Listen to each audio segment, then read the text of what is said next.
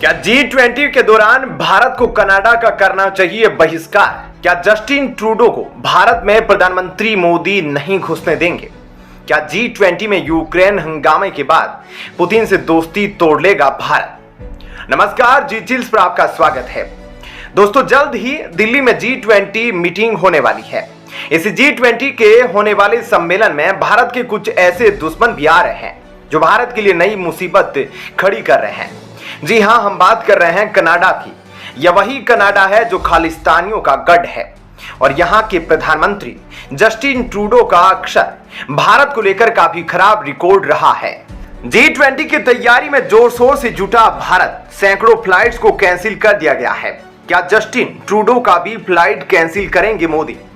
G20 के दौरान दिल्ली में दौड़ने वाले हैं सैकड़ों एम्बुलेंस। क्या भारत विरोधी देशों को जैसे कि चीन और कनाडा को इसी में बिठाकर दौड़ाना चाहिए? आइए जानते हैं। तो दोस्तों, जिस तरह से दिन पर दिन भारत में खासकर दिल्ली में G20 की तैयारी को लेकर काफी गर्मजोशी से पूरी सुरक्षा व्यवस्था दिल्ली में बढ़ा दी गई है, उसको देखते हुए अब धीरे धीरे अन्य देशों के प्रधानमंत्री व राष्ट्रपति की टीम दिल्ली आने के लिए रवाना हो चुकी है। इन्हीं 20 देशों में से एक देश ऐसा भी है जो कि भारत के दुश्मनों का दोस्त है और वह अब भारत आ रहा है। भारत विरोधी खालिस्तानी गतिविधियों को तेज करने के बाद G20 में रायता फैलाने आ रहा है कनाडा। और दोस्तों, ऐसा मैं इसलिए कह रहा हूं कि एक बार फिर कनाडा को भारत से पंगा लेने का मौका मिल चुका है। दोस्तों, कनाडा एक ऐसा देश है जिसको अपनी फिक्र नहीं बल्कि उसको दूसरों से लड़ाइयों में ज्यादा मजा आता है। और यही कारण है कि जब भारत इस बार G20 की अध्यक्षता कर रहा है और भारत ने जब यूक्रेन के राष्ट्रपति जेलेंस्की को बुलाने पर साफ मना कर दिया, तब कनाडा के प्रधानमंत्री जस्टिन ट्रूडो के तन बदन में आग लग गई और उन्होंने यह कहा कि जब वह भारत आएंगे G20 सम्मेलन में तो वह इस G20 मीटिंग में यूक्रेन और रूस का मुद्दा उठाएंगे। दोस्तों, ऐसा नहीं है कि कनाडा ने यह हरकत पिछले साल नहीं की थी। पिछले साल इंडोनेशिया में जब कनाडा पीएम जस्टिन ट्रूडो ने यह हरकत करने की कोशिश करी, तब शी जिनपिंग ने जस्टिन ट्रूडो की धज्जियां उड़ाई थी। अब इस साल लगता है कि जयशंकर और मोदी कनाडा पीएम की बाकी कसर पूरी करेंगे, क्योंकि दोस्तों अब समय आ गया है कनाडा के गर्दन में हाथ डालकर उसे सबक सिखाने का। आखिर भारत के द्वारा लाख समझाने के बावजूद खालिस्तानियों पर एक्शन क्यों नहीं लेता कनाडा? आखिर क्या है उसकी मजबूरी? और अब यूक्रेन मुद्दा उठाकर भारत के G20 को तहस नहस करने जा रहा है कनाडा। क्या इसे रोक पाएंगे मोदी और जयशंकर? दोस्तों, कनाडा की प्रधानमंत्री जस्टिन ट्रूडो को अब भारत ऐसा सबक सिखाने वाला है कि अब अगर भारत के दोस्त रूस को लेकर कनाडा ने अगर कोई घटिया चाल चली या G20 जैसे एक अंतर्राष्ट्रीय मंच का दुरुपयोग किया, तो भारत के विदेश मंत्री एस जयशंकर अपनी बातों से कनाडा को ऐसा भिगोकर मारेंगे कि रोता बिलखता कनाडा पीएम सीधा खालिस्तानियों की गोद में जाकर बैठेगा। दोस्तों, हर बार भारत खालिस्तानियों पर तगड़ा एक्शन लेने के लिए और भारत विरोधी गतिविधियों के खिलाफ कनाडा को फटकारता रहता है। कनाडा की पीएम से अपील करता है कि वे उन पर एक्शन ले, लेकिन कनाडा की पीएम की तो दाल रोटी ही इन खालिस्तानियों से चलती है। इसलिए कनाडा कभी भी भारत के समर्थन में एक्शन नहीं लेता है।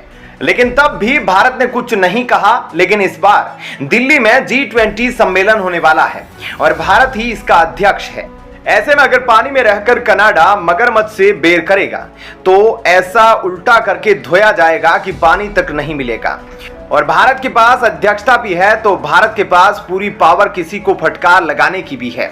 और जिस प्रकार कनाडा ने भारतीय अखंडता की सुरक्षा बिल्कुल भी नहीं की है, उसने हर बार खालिस्तानी आतंकियों को बढ़ावा देकर भारत के लिए खतरा पैदा किया है।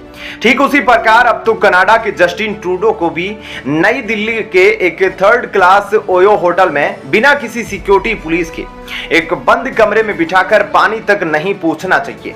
लेकिन दोस्तों, इस G20 सम्मेलन में जो एक बुरी खबर भारत के लिए आ रही है वह यह है कि इस बार के सम्मेलन में रूस के राष्ट्रपति पुतिन नहीं आ रहे हैं। पुतिन तो आ नहीं रहे। क्या अंतिम क्षण में जेलेंस्की को G20 में बुला सकता है भारत? तो दोस्तों, एक बार फिर सवाल उठना लाजमी है, अगर पुतिन नहीं आ रहे हैं तो क्या यूक्रेन के राष्ट्रपति जेलेंस्की को भारत बुला सकता है? तो दोस्तों, इसका साफ जवाब है नहीं, क्योंकि यह एक अंतर्राष्ट्रीय मंच है, कोई युद्ध मध्यस्थता का मंच नहीं। ऐसे युद्ध और सीमा से जुड़े मुद्दे संयुक्त राष्ट्र संघ में सुलझाए जाते हैं। दोस्तों, रूस के लिए भारत ने अमेरिका को मारा जोरदार धक्का, 7वें आसमान पर पहुंचा प्रधानमंत्री मोदी का गुस्सा। भाड़ में जाए पश्चिमी देश, केवल रूस ही था और है हमारा अपना। यूक्रेन पर एक शब्द भी बोला तो बवाल काट देगा भारत। लेकिन दोस्तों, मानो या ना मानो, इस बार G20 सम्मेलन को लेकर भारत पर दबाव तो है, क्योंकि अमेरिका ने भी रूस यूक्रेन युद्ध को लेकर साफ कह दिया है कि इस मंच पर यूक्रेन का मुद्दा जरूर उठाया जाएगा। जी हां दोस्तों, जो खबरें सामने निकल कर आ रही है उसके मुताबिक भारत पर इस बार अमेरिका और अमेरिका मित्र देश भारत पर यह दबाव बना रहे हैं कि कुछ भी करके इसे G20 मंच पर यूक्रेन का मुद्दा उठाया जाए और रूस के राष्ट्रपति पुतिन की आलोचना की जाए। दोस्तों, पिछले साल भी कुछ यही हुआ था जब इंडोनेशिया में G20 का सम्मेलन हुआ था।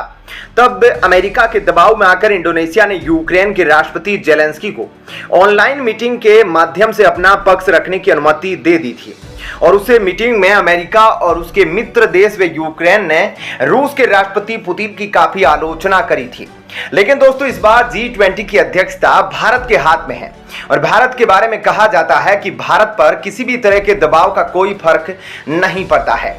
और चूंकि भारत के G20 सम्मेलन के इस बार की थीम वसुदेव कुटुंबकम है और भारत का मोटिव है one earth one family one future, इसलिए G20 सम्मेलन की भारत की यह थीम भारत का विजन बताती है कि भारत का विजन अंतर्राष्ट्रीय सहयोग, world economic growth, climate change और डिजिटल ट्रांसफॉर्मेशन को पूरी दुनिया के कोने कोने तक पहुंचाने का है। और इस बार भारत ने तय किया है कि भारत G20 मीटिंग में बात भी इन विषयों पर ही करेगा। लेकिन दोस्तों, अब जो बड़ी खबर निकल कर आ रही है उसके मुताबिक अमेरिका और उसके मित्र देशों ने पूरी तरह से सांठगांठ कर ली है।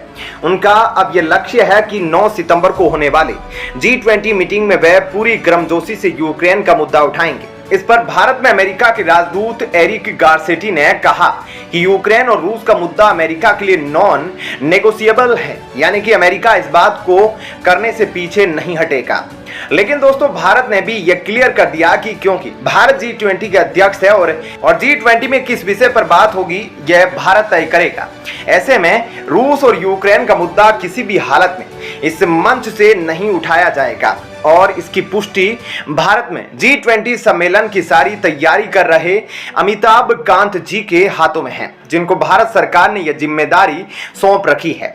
तो अब सवाल यह है कि क्या पश्चिमी देश भारत से यूनाइटेड नेशन में बदला लेंगे? अगर ऐसा होता है तो क्या यूनाइटेड नेशन छोड़ देगा भारत? ब्रिक्स एक्सपेंशन को लेकर भारत के रवैये को देखते हुए क्या अमेरिका भारत से नाराज है? G20 के दौरान पश्चिमी देशों ने भारत को घेरने के लिए कर ली है पूरी मोर्चाबंदी। दोस्तों, बेशक ब्रिक्स संगठन के विस्तार के बाद और अब जिस तरह से भारत ने G20 में रूस और यूक्रेन मुद्दे पर बातचीत करने के लिए भारत ने साफ मना कर दिया है, उसको देखते हुए बेशक से अमेरिका में नाराजगी तो है और अमेरिका के मित्र देशों में भी, लेकिन इसको लेकर यूनाइटेड नेशन में भारत से बदला लेंगे पश्चिमी देश, ऐसा हो नहीं सकता, क्योंकि अब भारत एक उभरती हुई महाशक्ति है और आज जितनी ज्यादा जरूरत इन पश्चिमी देशों को भारत की है, भारत को उनकी उतनी जरूरत नहीं है। क्या कहना है आपका इस खबर पर जरूर बताएं। धन्यवाद। जय हिंद।